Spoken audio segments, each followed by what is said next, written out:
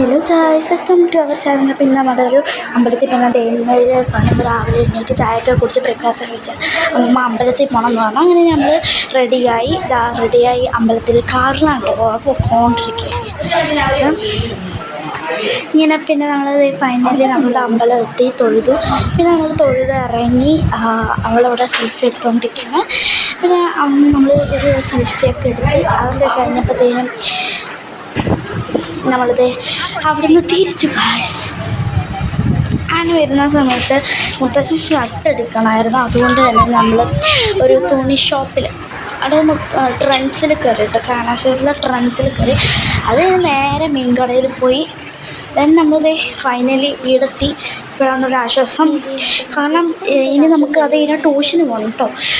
അതാണ് എനിക്കൊക്കെ ഉറക്കം. ഇത്ര ഉള്ളത് നമ്മുടെ ഇവിടെ. Bye bye, see you. Subscribe and like.